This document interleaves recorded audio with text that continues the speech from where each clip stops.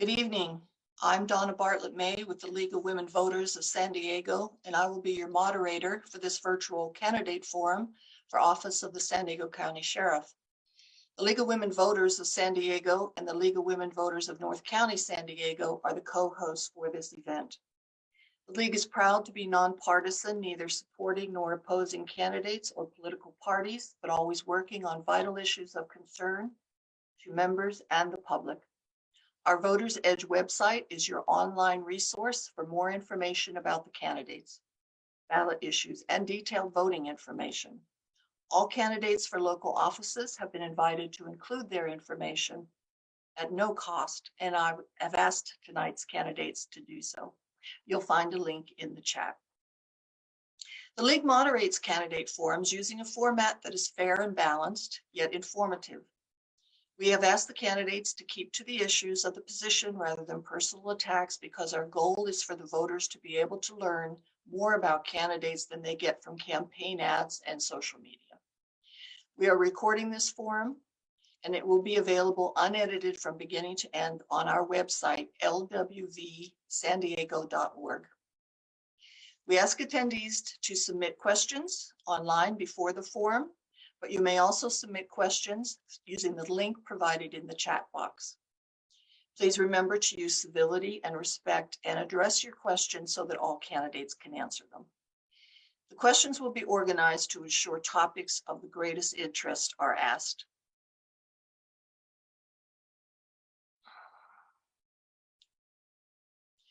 Assisting tonight as League question screeners are Jane Andrews and Jeannie Brown from the League of Women Voters of San Diego and Alyssa Presti from the League of Women Voters North County, San Diego. The timekeeper is League member Vicki Riggs. We plan to adjourn by 8:30.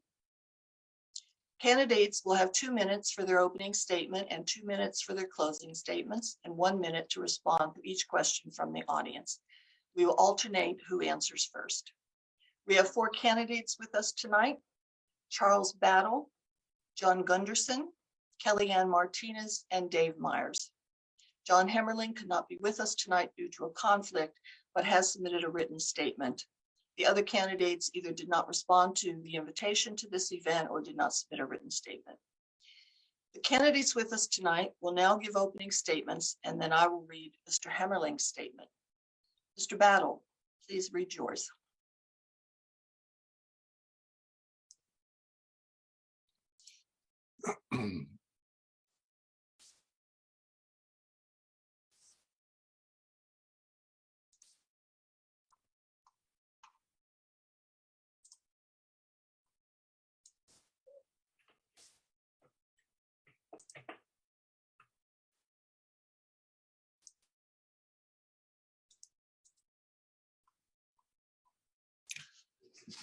Stand by, I'm having technical difficulties here. Do you want me to go on to Mr. Gunderson while you find yours? Yes, please. Mr. Gunderson. Thank you, Donna. And thank you to the League of Women Voters for inviting me to this evening's forum. It's an honor. You know, I distinctly recall reading a local news article a couple of years ago about sheriff's deputies issuing 22 citations to folks who were doing nothing more than sitting in their cars watching the sunset. This at a time when masks were not yet required and people could gather in the hundreds inside Costco's and Walmart's. But there we were, criminalizing folks for sitting together with their families in their cars, while protesters and rioters were able to violate the very same statutes without penalty.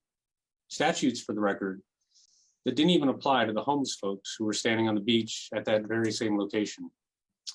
At that moment, I thought to myself, if this is how we are prioritizing the distribution of our law enforcement resources at a time when jail deaths are up, retail theft is out of control, and random acts of violence are happening daily, and the issues surrounding homelessness are making most public places unusable for children, well then, we need a new sheriff and a new approach to how we partner with the community. I didn't think at the time that I would be running for sheriff, but as the days passed and I watched as yet another sheriff left office early in a blatant attempt to pass the torch to his pre-selected successor, I realized the only way to ensure meaningful change is to be a part of it. And that's why I'm here tonight. I look forward to answering your questions and sharing my points of view. And when it's all said and done, if you share my philosophies and agree with my platform, well, then I hope you'll take the time to vote in this year's primaries and support my candidacy to be your next sheriff of San Diego County. Thank you. Thank you, Mr. Gunderson. Mr. Battle, are you? Yes. Okay, go ahead. No matter who we are or what we look like, we each share the need to live, work, and play in a safe, secure community.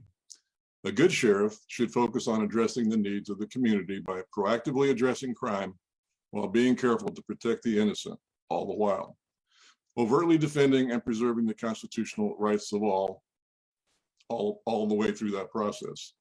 It takes excellent leadership to provide the highest quality law enforcement services the public both desires and deserves. Today, Americans are experiencing a growing problem. Higher rates of first-time violent crime are being exacerbated by higher and higher instances of repeat offenders. Simultaneously, we have an alarmingly growing problem both recruiting and retaining skilled law enforcement personnel.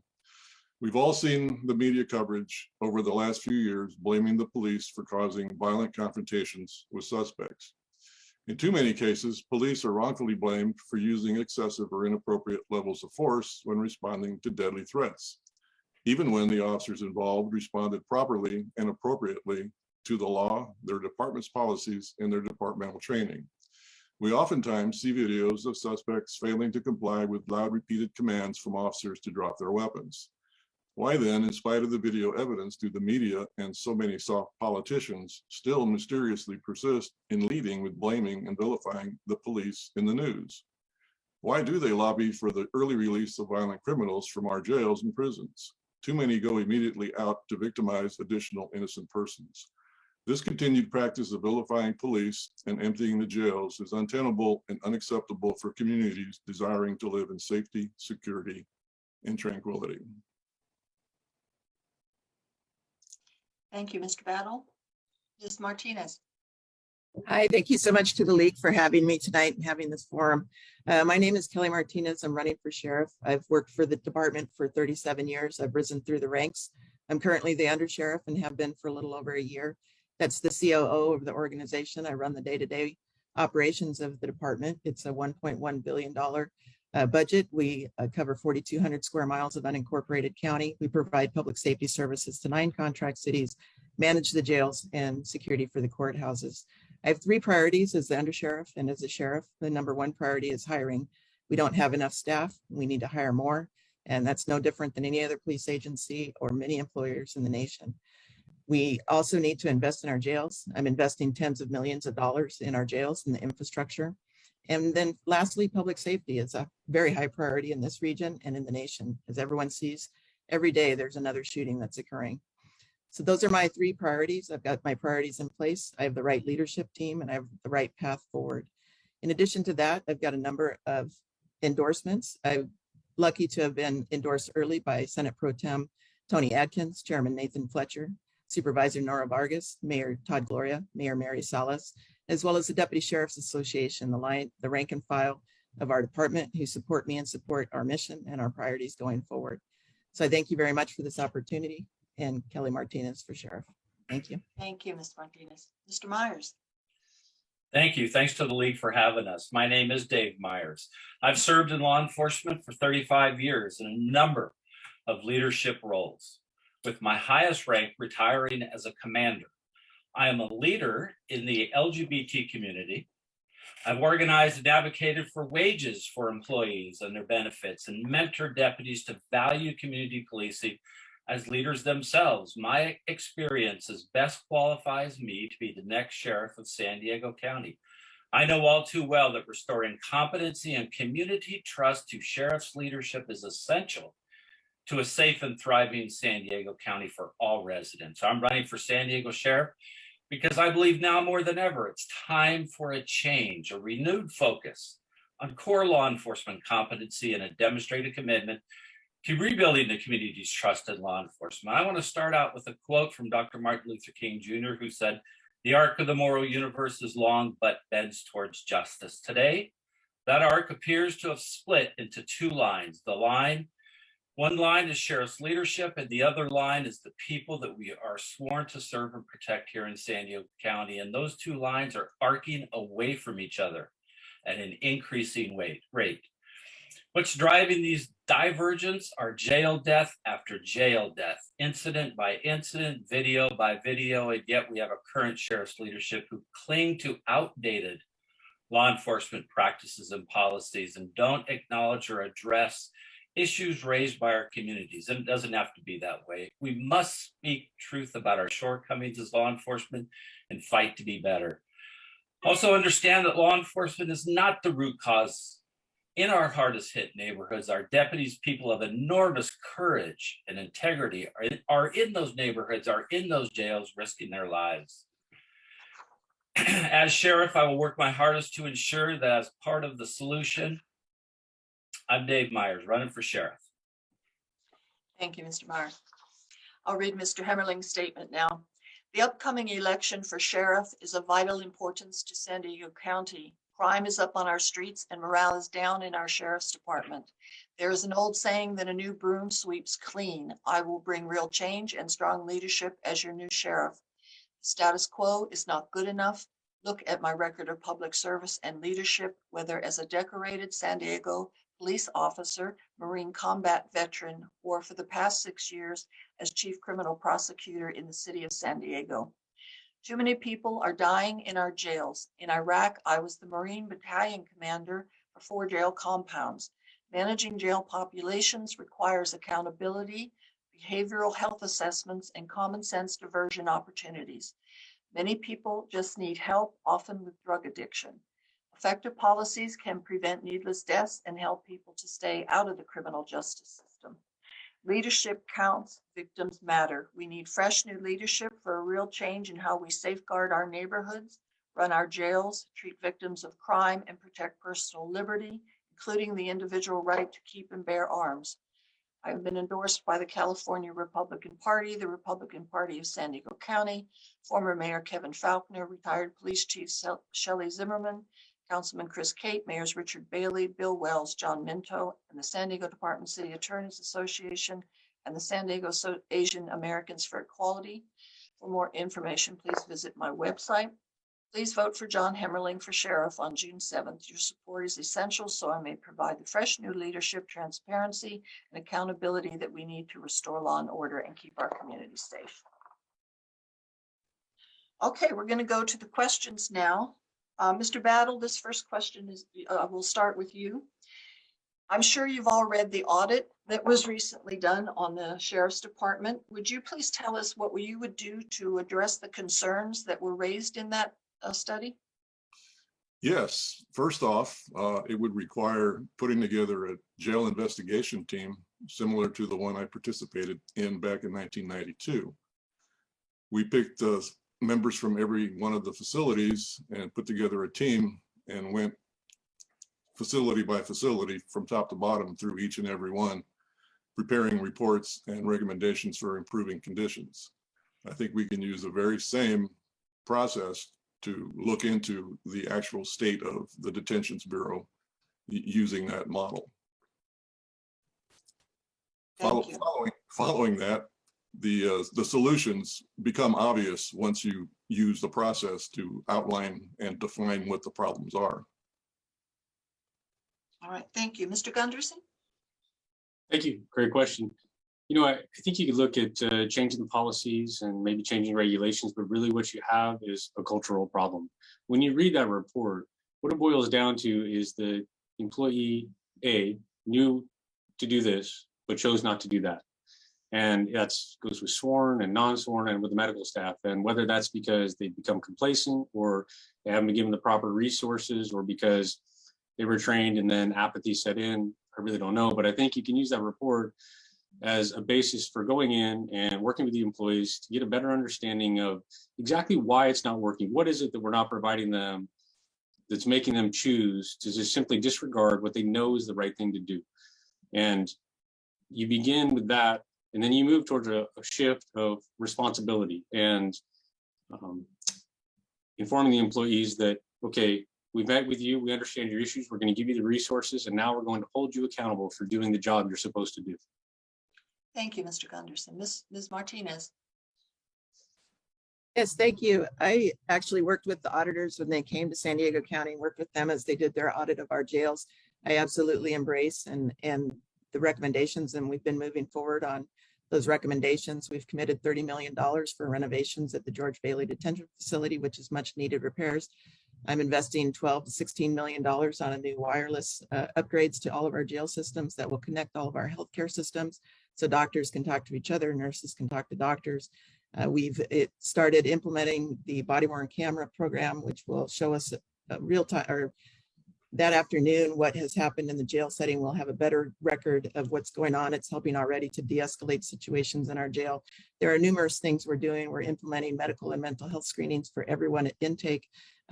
Just a whole lot of different things. The medically assisted treatment program, we're heavily investing in our jails, and we're moving forward with all those plans now. Thank you. Mr. Myers. Yeah, so just day before yesterday, number 210 died in custody with very little information about it. There was a use of force that occurred, and we still don't know what happened. I think that the Joint Legislative Audit Report, followed up by the CLERB report, are a look back at the historic pattern and practice of neglect which has taken place. And when someone says they're going to use it as a roadmap, clearly they've been lost and didn't know which direction to go in the first place. Right now, we really, as a community, need to reevaluate who is in custody and why, and what is the care of individuals who are in the custody of the sheriff. If right now you're just figuring out you need mental health practitioners to interview those entering custody, then there is something significantly wrong, and what we're doing is significantly wrong. Data is key to trying to fix the rate of deaths in the San Diego County Jail, and I'm committed to doing that. Thank you very much. Another question that came in is, how will you improve community trust of the Sheriff's Department, particularly of minority communities? And we'll start with Mr. Gunderson. Thank you, Don. I think clearly that that's the responsibility of the sheriff to get out there with his folks and to work with the community-based organizations. And when I say work with, I mean truly listen to what it is they've been experiencing and listen to their suggestions for improvements, and then work with CLERB and other organizations to establish a process where it's clearly transparent, where you're taking those recommendations and those suggestions and you're putting them into a process that the entire public can see. And it shows the improvement, where we started, where we're going to be moving, where we're going to. And you've got to get the employee buy-in in order to make that happen. And so it really has to start with the line level. The sheriff's got to be out there spearheading that organization because you lead from the front. But the line level really has to buy in, because those are the folks who are providing the daily interactions with the public, and are really going to be the backbone of any movement that you try to achieve. Thank you. Thank you. Mr. Myers? Yes, absolutely. The key is showing up and listening. When in law enforcement, bad things happen by law enforcement, the chief of this organization, the sheriff, must stand up and meet with these community members and talk about what happened to create solutions to improve things going forward. When we had a member of the transgender community beaten up who was in the wrong jail, we had 0 comments from sheriff's leadership. The transgender community, that creates mistrust within the community. When you have a member of the community suffering mental health and they die in custody, and sheriff's leadership refuses to meet with them, to talk about what happened, to make improvements, that creates mistrust in communities. The sheriff must engage communities even when things are going good, to show up at community events even when it may be uncomfortable. Thank you. Ms. Martinez? Yeah, thank you. I'm constantly in meetings with community members over all types of issues. I've increased transparency on our department. We have more information available to the public now than ever before. We release body-worn camera footage of incidents within 7 days. My captains, lieutenants, everyone at every level in our organization is accountable for public and community forums. I hired a community inclusion director in 2018. We've never had a position like that. She's been absolutely engaged with our community, started the Spanish Academy, Citizens Academy, as well as a number of other initiatives. We have dozens of community events every week. I've never seen such a robust community engagement on our department. I'm very proud of the work that we're doing with our communities. Thank you. Mr. Battle? Thank you.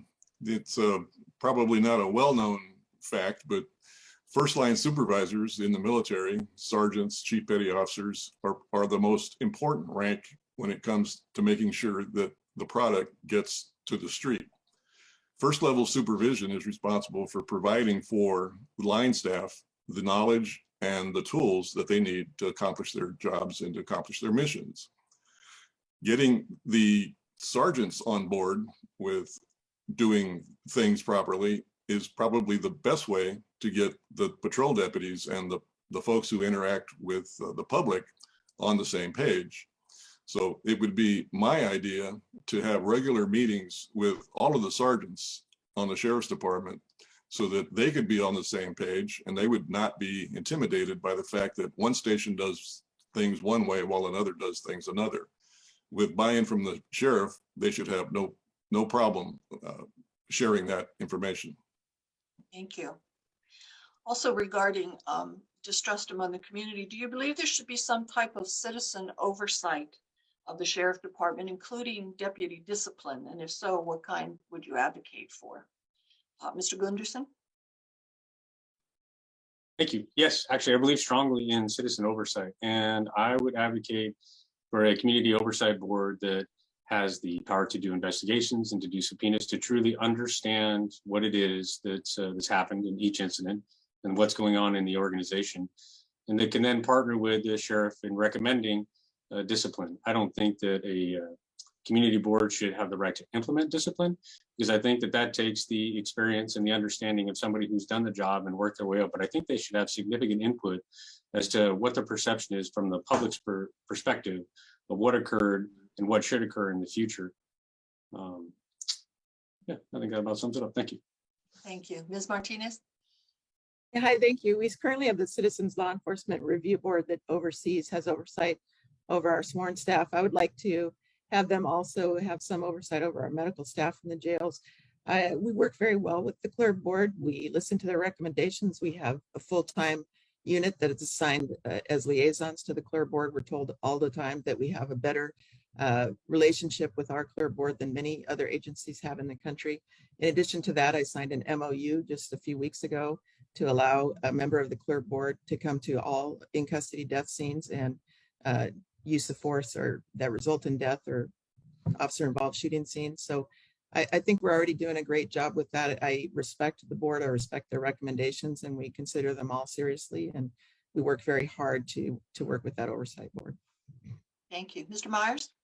Yeah, thank you. 30 years ago, the citizens of San Diego County voted in the County Law Enforcement Review Board, which currently only has authority over sworn personnel in the Sheriff's Department and the Probation Department. I would advocate that the CLRB has citizen oversight over every employee in the San Diego County Sheriff's Department, not just some medical personnel, because there are significant issues in which I feel that community oversight is significantly important when it comes to the running of a large sheriff's department and oversight. The responsibilities for the oversight should be increased, not just use of force incidents or shootings or jail deaths. There should be the authority to do pattern and practice investigations, to have historical data submitted to CLRB. CLRB does have subpoena powers that so far as it's not used. We also need to expand oversight of district attorney investigators who are peace officers in the county of San Diego. Thank you. Mr. Battle? Thank you. Yes, well, CLRB does do its function, and it does what it needs to do in order to look into deputy involved shootings and deputy involved uses of force. Where the rubber meets the road, though, is what are the rules, what are the laws, and what are the employees' rights?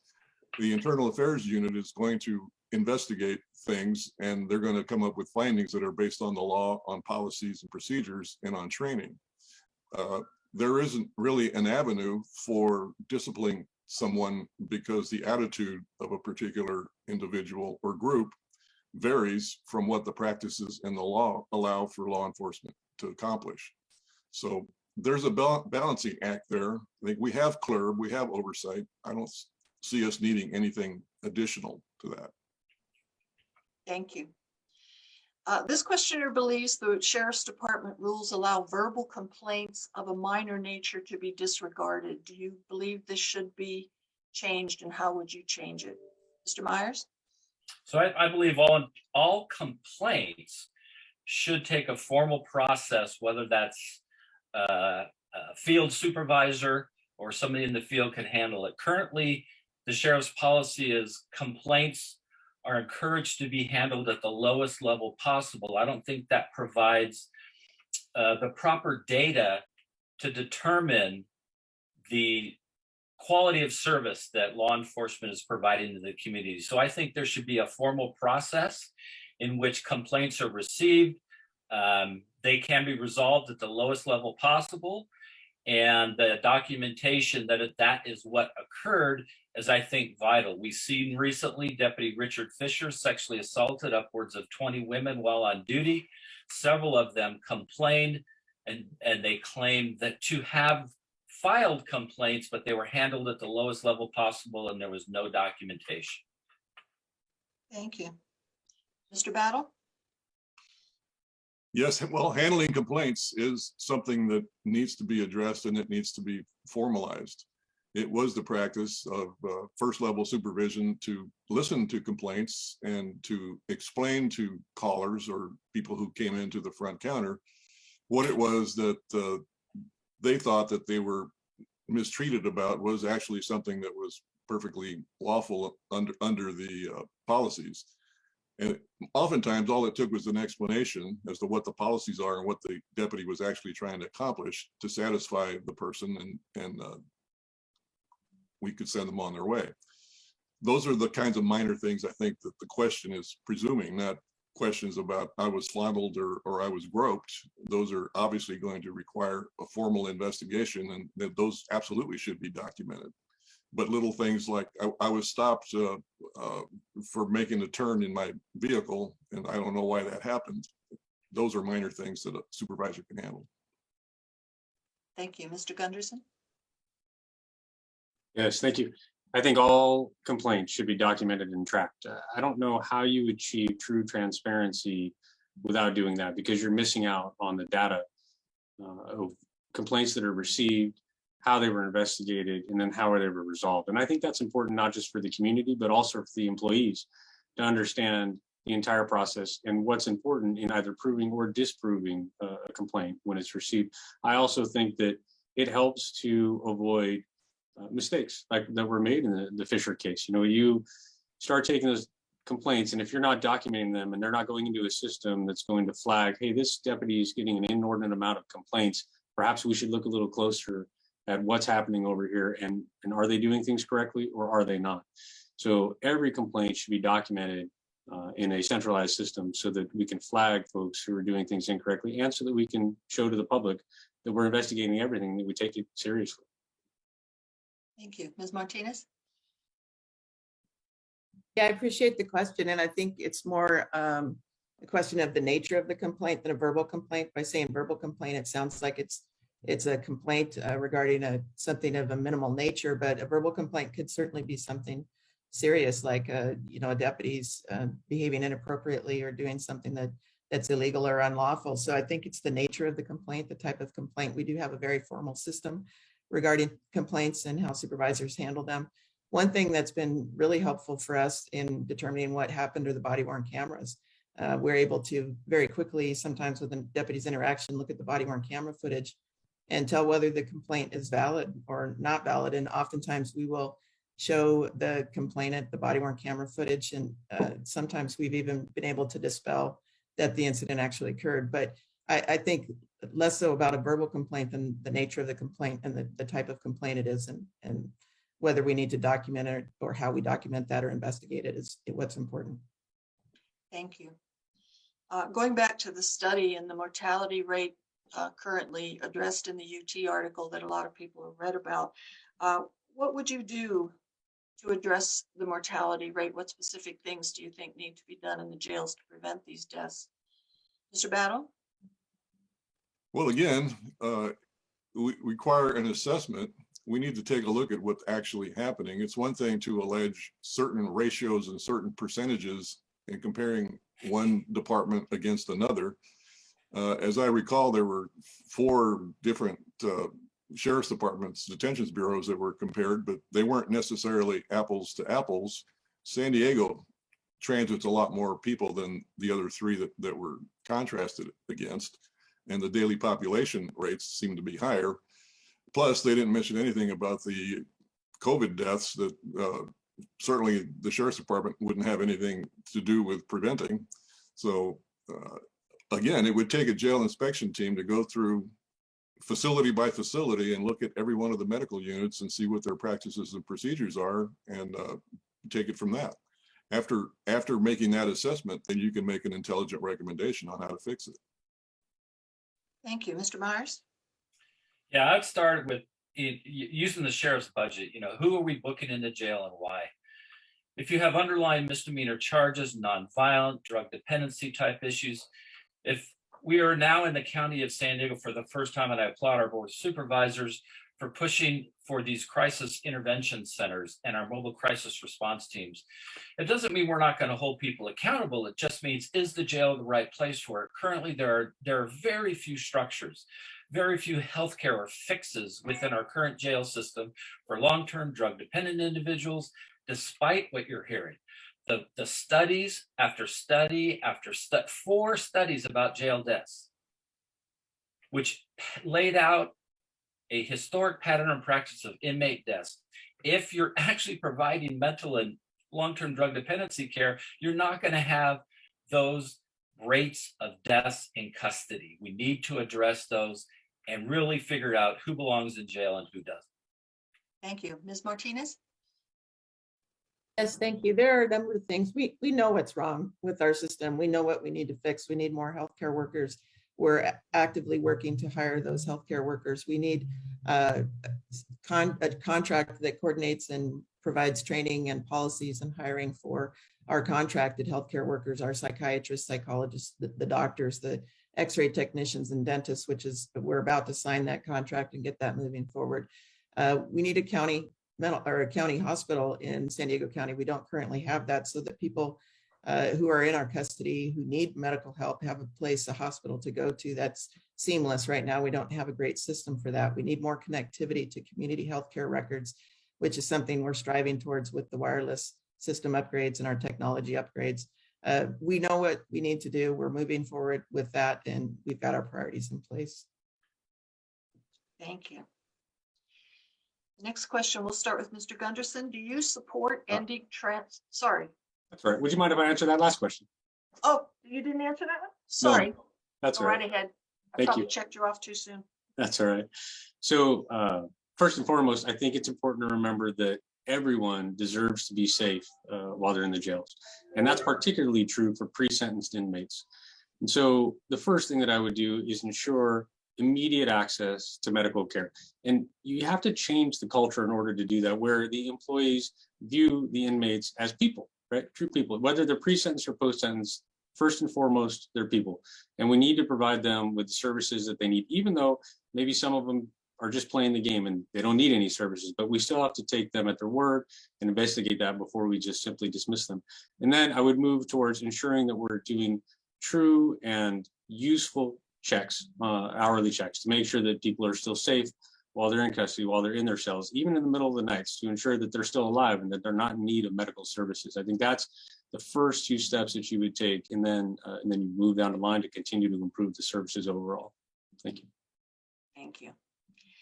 We'll start with you, Mr. Gunderson. Okay. Do you support ending transfers and notifications to ICE? And if so, how would you achieve that goal? Well, I think you have to support ending the transfers because the people of the state of California in 2018, via the Truth Act, that's what they voted for, right? That we would no longer hold folks past their detention times for their local crimes in order to transfer them to the federal authorities. I don't necessarily support ending notifications, though. I think that we we swear an oath to defend all of and support all of the laws of the nation, federal, state, and local. And so while I don't think deputies should be charged with enforcing immigration laws, I think that it's important for us to work with our partners. And if the federal authorities have flagged folks as dangerous and folks who need to be removed from the country because of crimes that they've committed, then I think it's incumbent upon us to make the notifications and then let the federal authorities work as they would. And if they're there when we release them from local custody, as is required by the Truth Act, then great. I think that's how that should work. Thank you. Mr. Battle? Yes, thank you. Well, cooperating with ICE is definitely necessary to the extent that you have to operate within what the parameters are. It is absolutely important to turn over people who have been flagged by ICE. They have a reason for why they were flagged. They're predating on our citizens. So to the extent that crime can be canceled and citizens are safer for it, it's absolutely essential that the local sheriff's department cooperates in any way that they can legally with ICE. Thank you. Ms. Martinez? Yes, thank you. Currently, we follow the law related to ICE detainers and releasing people to the custody of ICE based on federal detainer warrants and things like that. Also, there are about 800 charges where we make notifications to ICE pursuant to state law. I think that we follow the law. If the legislature or if laws are passed that change that, then we'll change our practice. Thank you. Mr. Myers? Yeah, I've always been curious about this. I don't see, and nobody has been able to provide to me that, and the narrative is you have to cooperate with ICE and turn these individuals over to ICE without a federal judge's signature on a warrant because it creates safer communities. I have never seen any data which suggests it creates safer communities. Matter of fact, I've seen data and anecdotal information that it creates unsafe communities, because what you have, especially in San Diego County, with our growing Latinx population, is you have individuals who then will not report crimes. They may be victims and not report crimes. They will not be witnesses to crimes. And you have this, you're creating this mistrust. If a federal magistrate says, yes, turn over this person in a warrant, absolutely. Otherwise, there's no value. Matter of fact, it makes communities unsafe by cooperating with ICE. Thank you. A sort of related question. We'll start with Mr. Battle. Would you prevent the Sheriff Department resources from being shared with the Department of Homeland Security agencies through joint task forces? Yeah, that's a tough question. Depends on what they're doing. If they're asking the sheriff to help them violate with overreach the rights of the citizens of San Diego County, it would be on a case-by-case basis. I would not be inclined to help outsiders violate the rights of the constituents here in the county. Thank you. Ms. Martinez? Yes, thank you. I believe in working in a task force environment in San Diego County. That's what makes us safe. We have about 60 miles of a border that we share with Mexico, where there's a lot of cross-border organized criminal activity, including drug smuggling, human trafficking, a lot of victimization, robberies, things that occur. We work collaboratively with our federal partners on enforcing state law. We do not enforce immigration law or support or do anything to support their immigration efforts. That's a federal responsibility, not the local sheriffs. But I do think to make San Diego community safer, we need to work with our federal partners to minimize that cross-border crime and cross-border violence. Thank you. Mr. Gunderson? Yes, thank you. I think it's crucial that we share as much information as possible. I think if you look at failures in history, like the 9/11 Commission report, for example, the largest failure was the failure to share information among law enforcement agencies, and that information could have prevented those tragedies and I think other tragedies as well. And particularly when it comes to Homeland Security, one of their primary focuses is preventing or identifying human trafficking. And I don't think there could really be a greater priority that law enforcement should be striving to achieve in a collaborative fashion. So I would share as much information as possible. And I think, like my fellow candidates, I don't think the Sheriff's Department should be focusing on immigration, but we shouldn't be withholding information that allows other law enforcement partners to do their jobs. Thank you. Mr. Myers? Yeah, I'm very proud of the fact that I was the sheriff's commander that started a border crime suppression team several years ago, which is still in effect today and coordinates with DHS and DOJ. I'm very proud of the fact that I brought millions and millions of dollars through federal grants through the Stone Garden program to a community that is along an international border and international waters, not only with our agency, other state and local agencies, collaborating with other counties, but other federal agencies. And I was the one that wrote into the federal grant that the San Diego Sheriff's Department would not enforce any immigration laws. It was the first of its kind in the nation. We are still very effective in working and sharing information, but I think where the rub is with these federal agencies, the rub is we need to be transparent as much as possible with the community, with the public about what information are in our systems and what's being shared and when. It doesn't mean we are going to compromise any investigations, but be open and transparent. Thank you. Let's start the next question with Ms. Martinez. The questionnaire feels there is bias in the Sheriff's Department. What specific steps would you take to address either explicit or implicit bias? Do you feel more anti-bias training is necessary? Thank you for that question. I've initiated a lot of anti-bias training. We have it all the time posted on our website, and also for our employees to work with. We have conversations continuously. I encourage all of our staff to report anything that they see, hear, or understand to be biased of another employee or their peers or supervisors. It's always difficult when people feel through perception that they can't report or that there will be some sort of retaliation. It's difficult to navigate that and to impress upon people that there won't be any retaliation. The only way that you get through that is by example, and I think I lead by example in that area, and I'll continue to do that.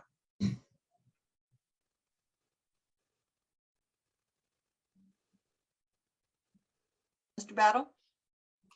Yes, thank you. Well, that's pretty much a generic allegation. Those are issues that get handled routinely at the sergeant's level, and hopefully they get resolved at the sergeant's level. Very, very few times do they ever get sent up the chain of command to be dealt with in other ways.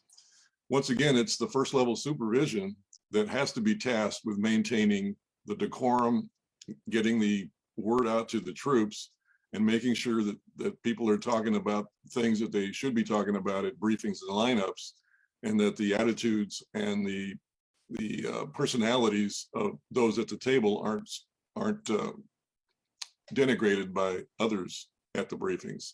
So once again, first level supervision has a large role in changing the dynamics on a department. Thank you. Mr. Myers? First off, there's nothing generic about the 4 separate studies on the sheriff's data on the racial profiling data. There's nothing generic about the fact that each study confirmed that our Latinx, our African American, our LGBTQ, and Native American populations in San Diego County are over-policed, more force used on them, and less contraband found. I can also guarantee you that I will not go to an anti-vaxxer rally to recruit deputy sheriffs. I think we have to start with who we hire, why we hire them, and I think we need to be reflective of the communities that we are policing. We have to not only have basic academy training on bias, anti-bias, cultural competency, but it must be ongoing. We must continue to have the conversation starting at the highest level in this department. Thank you. Mr. Gunderson? Thank you. Yeah, I think implicit bias is present in all segments of our society, and I think that education is the key so that people understand what biases they may have and what biases other folks may have. When it comes to explicit bias, I don't think that's reasonable in any way. I think that people should be free to report explicit bias, and it kind of speaks to an earlier question that we had about complaints in general and why we should be tracking every complaint that comes in so that we can identify when people have maybe an inordinate amount of complaints related to bias and take a closer look at that and see if that's actually occurring. But both inside and outside the agency, explicit bias shouldn't be allowed in any form, and we should investigate that thoroughly. And people should feel free to report that and know that they're going to be protected from any form of retaliation. Thank you. Moving on to some questions, other questions. Can you recommend, we'll start with Mr. Myers. Can you recommend any safe solutions for the houseless community? Do you support criminalizing the houseless or homeless? Mr. Myers. So I do not support criminalizing the unsheltered community members. I also do not support the fact that currently the jail system is being used as a displacement and or temporary housing for the unsheltered. So we've seen within a lot of our local municipalities, ordinances created to criminalize the unsheltered. Now, I would look to those governmental agencies to create the solutions. I think law enforcement has a role, not a major role, in creating solutions for the unsheltered. There are some that law enforcement needs to address, yes. But there are so many more that we do not need to criminalize it. We need to encourage our governmental agencies to build housing first, wraparound services. There are so many people that are unsheltered, that do have jobs, that just can't afford to live in San Diego County, that may be staying in the cars, but jail's not the answer. Thank you. Mr. Gunderson? Thank you. I think we have a moral and ethical obligation to provide shelter to everybody in society. But I think we also have to understand that there are segments of the houseless population that will never accept our services. And we've proven that through experience. And so I think what I would do as sheriff is work collaboratively with government and state and local agencies. And ideally what I like to do is create an area outside of currently designed neighborhoods in more of a rural area where we can build shelters for folks who won't accept other services, not folks who have fallen into houselessness and just need our help for a little while to regain their footing and get into a hotel and then move on to more permanent housing, but folks who have continually denied offering of services. We create another area where we can say, okay, that's fine. You want to be homeless in San Diego County, that's okay, but you can only be homeless over here. And then we can work to say, okay, you can no longer pitch a tent in the parks and the beaches and make places untenable and usable for children. Thank you. Mr. Battle? Well, this is a really long lasting problem. I first encountered this in 1972 as a new police officer. Every call that you would go to where people are complaining about some homeless person here or there, well, you try to connect them with some kind of a resource to get them off the street. But as was just mentioned, there's a surprisingly large number of persons who prefer that lifestyle. So even when you took them and drove them to a facility and got them admitted into it, the next week they'd be right back out being homeless in the same area. They just preferred it to living the way that the rest of us do. And that's not their fault, but I don't see how the sheriff's department would have any way of changing that attitude in those people. Thank you. Ms. Martinez? Thank you. In 2018, I created our Homeless Assistance Resource Team, which works collaboratively with non-governmental agencies and resource providers, and they've worked very hard in our unincorporated jurisdictions to work with the homeless population to find them services for those who want them. They've housed hundreds of people. The problem that each of the candidates have already touched on is that some segments of that population do not want to take advantage of those resources. And we do have a growing number of people who are living in trailers and mobile homes and motor homes parked along roadsides because they can't afford housing in San Diego County. So there's a lot of government resources, a lot of government initiative right now to develop programs. And I have a lot of confidence that a lot of the elected officials in this county are working towards those solutions. The Sheriff's Department's here to support that. However, homelessness is not a criminal activity. And so we act in a supporting role. Thank you. We'll start the next question with Mr. Gunderson. Recently, the sheriff's deputies served an eviction notice on a mentally ill woman that ended in her death. The questioner believes they entered with force without a warrant even knowing she had mental health problems. What would you do to ensure this doesn't happen again? Oh, that's a tragic situation. You know, it's difficult when we task folks, deputies, with doing a job without giving them all the proper resources. And I think we're coming to see that in our society, that we've often tasked law enforcement with responding to calls of people with mental crisis who don't respond normally. And we don't equip the deputies or the law enforcement officers with the training and with the resources that they need to be able to deal with those situations in a way that doesn't result in injury or death.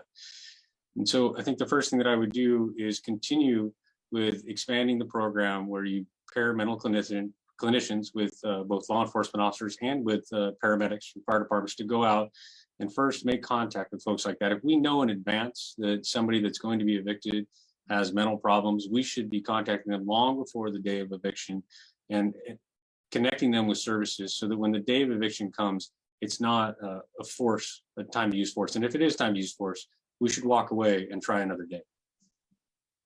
Thank you. Mr. Battle? Yes, thank you. Well, assuming that the deputies entered forcibly without a warrant, assumes facts that really aren't in evidence. I think from my understanding, the deputies were there lawfully, and the situation just cascaded and evolved into a situation where they had to defend themselves.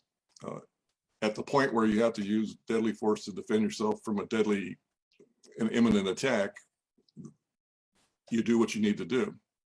So I don't know that these deputies responded illegally into this woman's apartment. From what I have seen, from what I have read, they were there lawfully, and she just lost it at some point in the contact.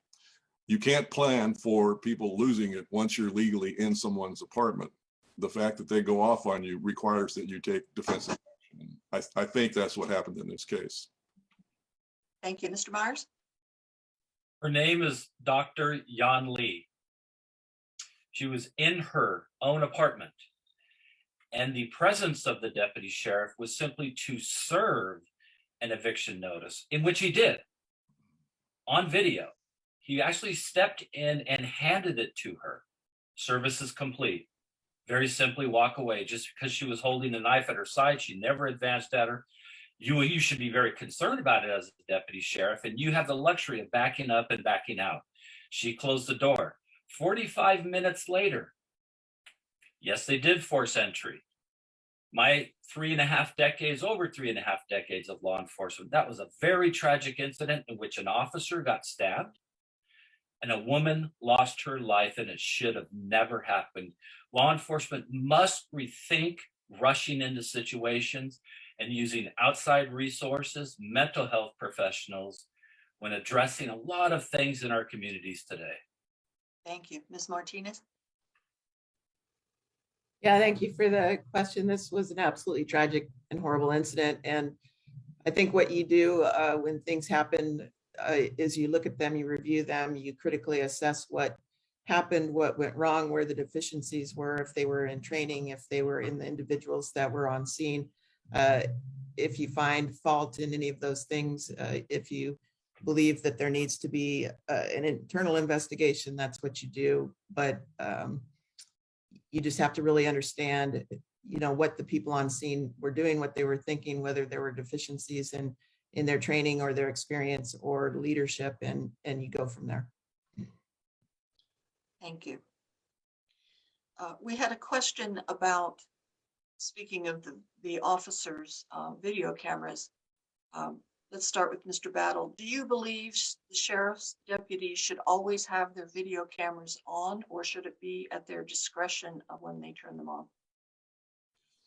Well, thank you for the question. Yeah, it wouldn't be very efficacious if you gave them the option to turn them on or turn them off, because obviously if you had that option, then if you were going to do something nefarious, you wouldn't turn it on. At least I wouldn't. So I would imagine that those who were going to be doing things that they didn't want recorded would not turn them on. So it is really important that if you're going to have BWCs, it needs to be mandatory that they be on whenever you make contact with the public. Thank you. Mr. Myers? Yeah, I'm very proud of the fact that as a commander on the sheriff's office, I was tasked with bringing body-worn cameras to the San Diego Sheriff's Department, including in 2015, my recommendation to implement them in the jails. Sheriff's leadership at the time only implemented them in the field on a very small trial-by-trial basis. I do believe, and I also was the one that wrote the policy, that the body-worn cameras need to be turned on, including audio. I've noticed recently on a lot of the audio that it's turned off and turned back on sometimes. I understand the audio needing to be turned off during discussions, tactical discussions, but when a situation goes down, there should be uninterrupted audio and video to document what's happening for the protection of the deputies and assurance to the citizens. Thank you. Mr. Gunderson? Yes, thank you. I think body-worn cameras should be on anytime a deputy is going to get out of a car or leave a building to contact a member of the public. And the way the body-worn cameras generally work is they're always recording, right? Just not audio, but they're recording constantly. And so then when the deputy goes to activate it, you capture the 30 minutes of video prior to, and then you capture the audio from the time that they actually activated. And that's crucial because it helps to, as was mentioned earlier in this forum, it really helps to mitigate complaints, right? And to resolve them much more quickly, which is great for the public and it's great for the deputies.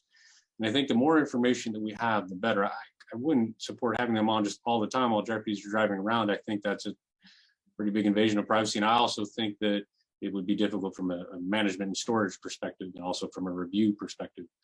But I do support that anytime that there's contact with the public, yes, I think they should be on. I don't think there's any reason that you wouldn't have them on.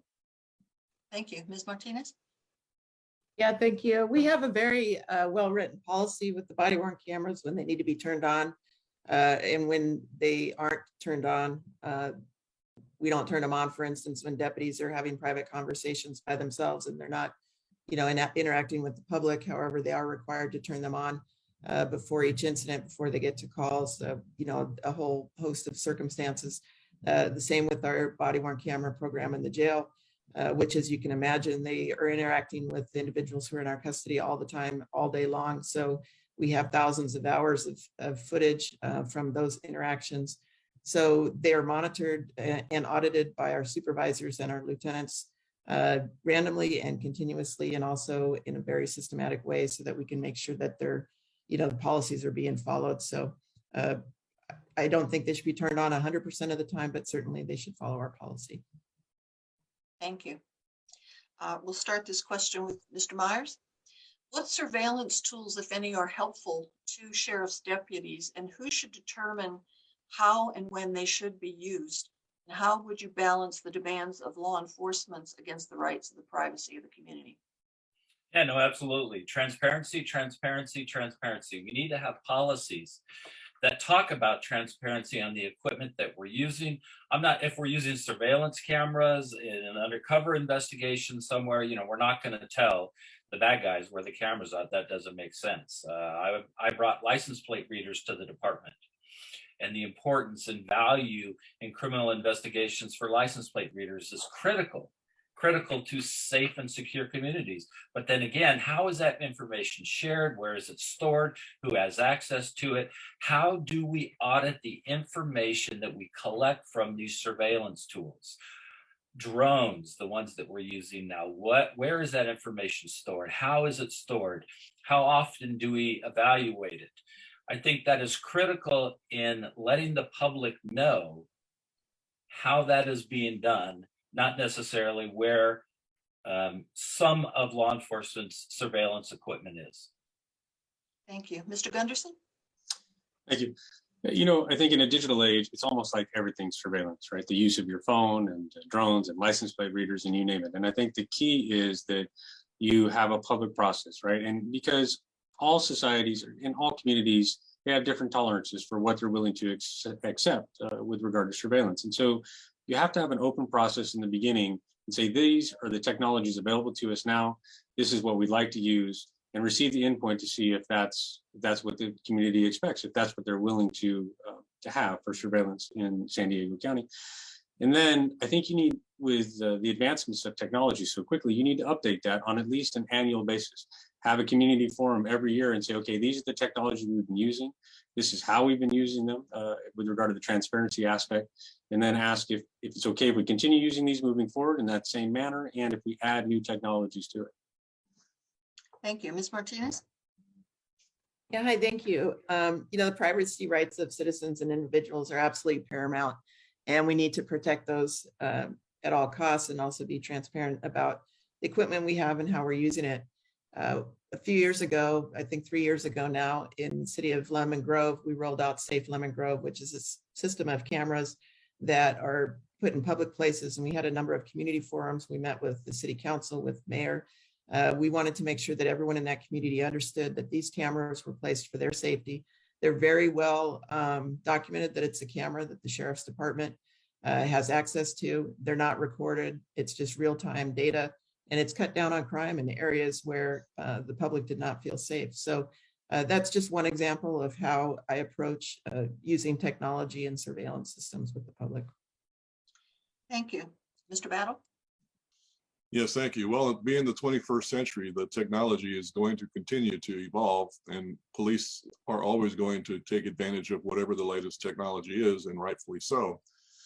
The police would be getting behind the times if they weren't taking advantage of all the science that allows us to solve crimes more quickly and more efficiently. So to the extent that new technology comes out and the need for the public to know about it, there are ways that they could be made known. The sheriff's department has a web page. They could have a page dedicated to what are the current technologies and what are we using them for, and if you need to know, here it is. So full disclosure, but let's not take the tools away from the cops who are trying to cancel the crime. Thank you. Start the next question with Ms. Martinez. What would you do to attract new staff and expand the staffing issues?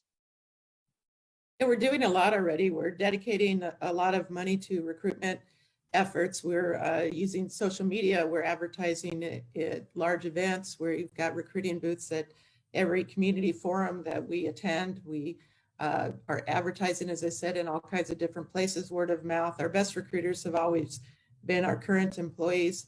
I opened a new employee orientation this week. We had about 40 professional staff that we had just hired on their first day with the department, and there was an absolute excitement and just a welcoming atmosphere. We're so happy to have new employees. So I think being the better workplace, we're not going to win the salary wars, but if we show that we have a good brand, that we have value, and that people respect our department and where we want to be, I think we'll have a good opportunity to hire and retain the most employees. Thank you. Mr. Gunderson? Thank you. This really all comes down to support. I think as a society, especially in California, we spent about the last decade disincentivizing becoming a law enforcement officer, right? First, we lengthen the age you have to work until you can retire. Then we cap the amount of money you can make in retirement. And then we had the legislature say, hey, yeah, we haven't equipped you to respond to calls of crisis, but when you do, if you do it wrong and somebody gets hurt, now you're subject to go into prison. And then you have politicians who are pandering to the minority subset that wants to defund the police, right? And so you've made the career not very attractive. And I think the first thing you need to do is work with the local politicians and elected officials and say, okay, hey, we need to come out publicly and say, we support law enforcement officers, and change the culture and the environment of the job, and then define exactly what is expected of law enforcement officers and say, we're going to stand behind you if you do the job the way that you're supposed to do, and we're going to make it attractive in terms of salary and benefits and time off, especially flexible time off. Thank you. Mr. Myers? I'm going to start with the pay and benefits. We've seen a deterioration, especially in the benefits within the San Diego County Sheriff's Department and the retirement system. I'm also going to work on the classifications of deputy sheriffs. Right now, you have 2 different classifications of deputy sheriff, but they could be working side by side, and one is earning more money than the other one. That is inherently unfair and has caused huge morale problems. Nobody wants to come and work here in large part because of that reason alone. I'm then going to go, well, I can guarantee you I'm not going to go to an anti-vaxxer rally and recruit, but I'm going to go to communities where individuals that we think are reflective of the community and talk about the benefits of law enforcement. I'll disagree with some of the candidates here on law enforcement is not attracted because of media or politicians. No, law enforcement is a great profession. It's a noble profession. I did 35 years in it. I'm running for sheriff again, coming out of retirement because I believe in it. Thank you. Mr. Battle? Yes, thank you. Well, for all of the reasons that the other candidates have already disclosed, the things that we can do about it at the department have to do with morale. Morale is the biggest thing that we can actually do something about. And it's true that word of mouth from employees is what generally gets other people interested in coming to the department. If you have low morale, what are the chances that your staff is going to tell other people, come work here, it really sucks? That's not going to happen. So if you want to increase that hand-to-hand, mouth-to-mouth reach out from current staff, you have to improve morale. How can you improve morale? Make them think that they're going to be treated fairly and equitably. That's the first step to improving morale. Thank you. I have quite a few questions on gun violence. I'm going to just sort of combine them all. We'll start with Ms. Martinez. One is, how would you prevent gun violence, which is pretty general, but would you support this? Do you support the safe storage firearms? Do you support responsible gun ownership? And how might you hold the gun industry? Do you feel the gun industry should be held responsible and be held to account? Yeah, well, I think the sheriff's role is really to work with public safety in our communities and reducing gun violence by solving violent crime and taking guns off the street from violent criminals that have them. The ghost guns have been one of our biggest issues in the last 2 years. Taking those off the streets has been hugely important. It's important, you know, right now a lot of the public doesn't feel safe, and more people are buying guns, purchasing guns, have gun ownership, applying for concealed weapons permits with the sheriff's department, and this goes down to a general feeling of not feeling safe. So we need our public to feel safe, and the way to do that is to make safe communities and reducing the guns in our communities and the gun violence that's occurring in our communities. Thank you. Mr. Battle? Yes, thank you. Yeah, I'm not in favor of any extra gun grabbing measures. I've never experienced a situation where I drove up and found a gun was committing a crime in 50 years of being in law enforcement. There was always a human being attached to the weapon. So to try to police the world by taking weapons away from people who need them to defend themselves, because when seconds count, the police are minutes away. It's understandable that the citizenry has opted to buy huge numbers of firearms in the last 10 years. There's a reason for that. They don't feel secure because they can't rely on the fact, and government isn't responsible for protecting them. There is no law that says a police officer has to protect you unless they establish a special relationship with you by having first arrested you. At that point, the 8th Amendment requires that they take good care of you. Thank you. Mr. Gunderson? Thank you. Yeah, I strongly support responsible gun ownership. And I believe that it's incumbent upon a sheriff to work, as the other candidates have said, to take guns away from folks who shouldn't have guns, right?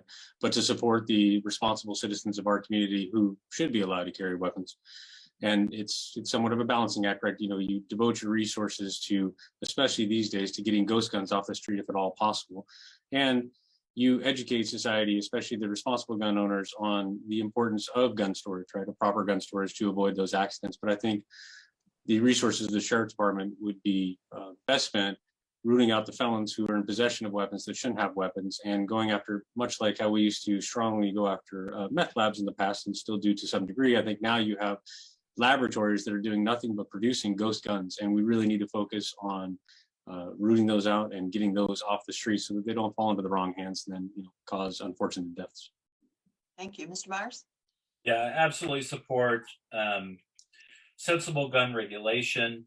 Right now, I have been to too many calls in my career where a kid has obtained a parent's firearm and used it and either shot themselves or a sibling. It's a very tragic event to attend. safe storage is a must. I think the sheriff would play a very big role in the education process of safe storage of firearms at home. In my career in law enforcement, I've many times have confiscated firearms from individuals that should not have them and should not purchase them. When it comes to ghost guns and the enforcement of ghost guns, they are parts that are being sold individually to individuals to make guns. So they're happening in the homes. I absolutely support the federal legislation to ensure that those that are buying the parts and pieces have to comply with all the same standards within California to purchase a fully functioning firearm. Thank you. Okay, this is going to be our last question before we go to closing remarks. What is your position on the agreement that the police and sheriff agencies have to review each other's officer-involved deaths? Mr. Battle? I'm sorry, did you say inter-office investigations of officer? Yeah, the question was, what's your position on the agreement the police and sheriff agencies have agreed to review each other's officer-involved deaths?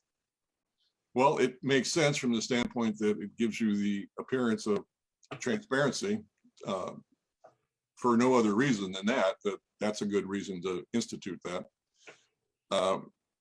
Everyone should feel more comfortable observing an investigation where one investigator is from the same department who is in agreement with one from another department. If 1 and 1 is 2, then that should lead others to be more comfortable with their outcomes. Thank you. Mr. Gunderson?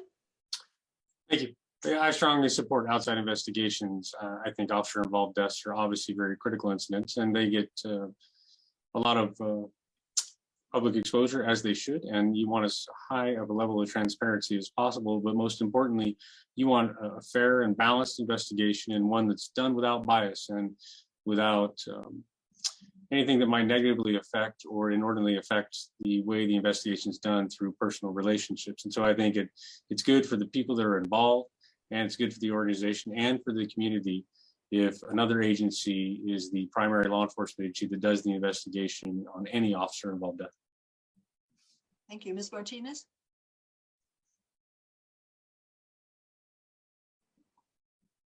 You're muted, or we're not hearing you.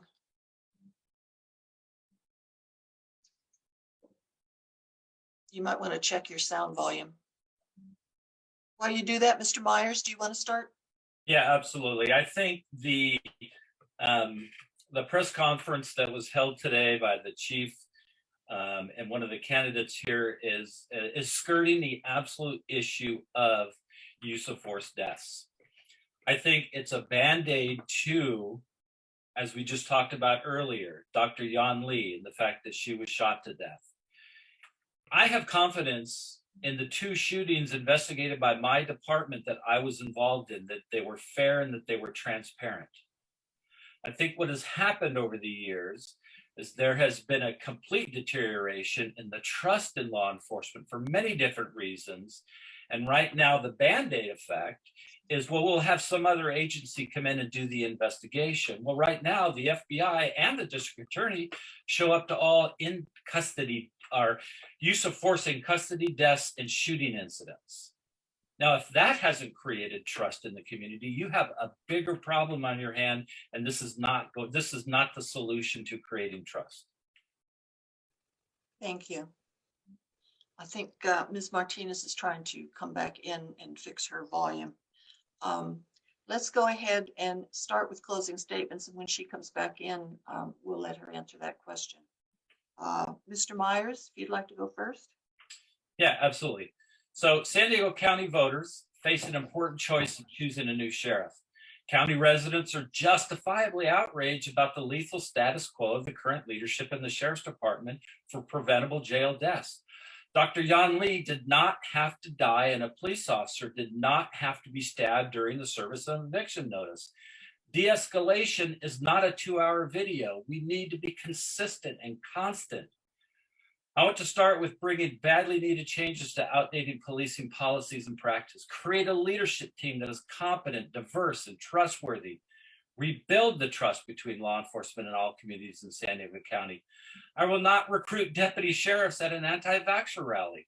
We must be reflective of the communities we police. I say let's implement restorative justice approach to juvenile offenders to interrupt the school to prison pipeline. I want to establish a data-driven process to perform a comprehensive evaluation of our jails so that we can develop a better understanding of the root causes of the record number of jail deaths. I want to implement body-worn cameras for every deputy sheriff in the San Diego Sheriff's Department. Community involvement, I am running for San Diego County Sheriff because I believe law enforcement must re-engage in a real and meaningful way with all residents. I'm Dave Myers and I'm running for sheriff. Thank you. Ms. Martinez, have you got your volume issue resolved? Not sure. Okay, Mr. Gunderson, do you want to give your closing remarks? Oh, thank you, ma'am. Well, if you made it this far through the presentation, thank you for staying tuned and thank you for taking an interest in the future of our community. I'd like to thank the League for bringing us together and my fellow candidates for being willing to participate in this evening's forum. Law enforcement is a shared responsibility for all of us, and I envision a world where all community members will embrace law and order and believe in their duty to hold each other accountable and to partner with professional law enforcement officers to apprehend and bring to justice the predators among us. Because you see, no matter where you come from or what your socioeconomic status might be, we all want to feel safe in our communities, and we all should. But in order to achieve that, the laws of our nation must be upheld at all levels, with special focus on the quality of life crimes like residential burglaries and public indecency that so negatively affects the law-abiding members of our community, especially our children. If you agree with the views I've expressed tonight, then I hope that you will join me in an effort to make San Diego County the safest, most fair, and most welcoming community in the nation. Thank you. Enjoy the rest of the evening with your loved ones. Thank you to my family and friends for their support, and vote for Gundo. Thank you. Ms. Martinez? Apparently she's having trouble hearing us as well as speaking to us. Okay, Mr. Battle, Yes, you want to go ahead with your closing remarks? thank you. One of the most crucial roles in any paramilitary organization is played by first-line supervision. First-line supervisors have or should have the best handle on who and what type of employee they have working for them. Therefore, input from first-line supervisors is critical in assessing the quantity and quality of an employee's work product for many different reasons. That input is invaluable to the appointing authority later, both when promoting and when considering for or against the need for major discipline, depending upon and whether or not favorable evidence of the employee's propensities to have historically been a team player who followed the rules are available. Where an employee was readily amenable to verbal corrections by supervision for small, minor, or other unwanted or unexpected acts or omissions, and when such work history is accurately provided by their supervisor, the fear of and the need for major discipline may be assuaged or taken off the table completely. On retention and hiring, to promote trust and thus maintain high morale, effective supervisors, managers, and leaders in any law enforcement entity must insist on preserving the highest moral and ethical integrity throughout all levels and all phases of the disciplinary process. As your candidate, I will hold both admin and staff accountable for knowing and for following all legal and departmental approved processes. The constitutional and due process rights of each and every member of this department need to be respected if morale and retention are to be improved. Doing the right things and doing things right is what your candidate has always and will always be about. No less will I expect from everyone on the team. Let's stop the bleeding. As your sheriff, I will involve first-line supervision department-wide in new and innovative ways, seeking to improve deputy morale.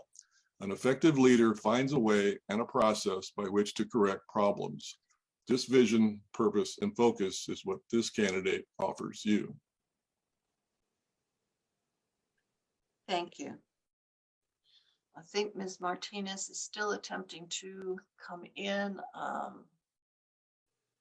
She is having network trouble. Okay, well, first of all, I'd like to thank you all for attending this evening and asking such good questions. They were really to the point and on good topics.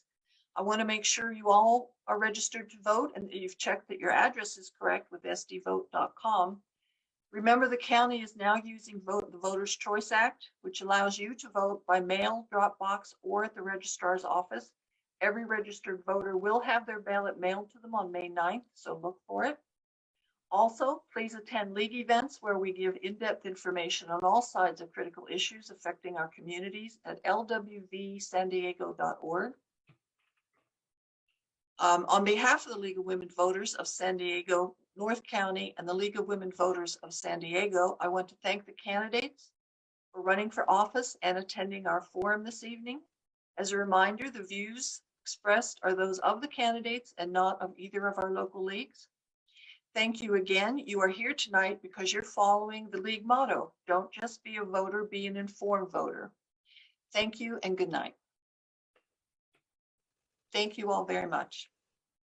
Thank you.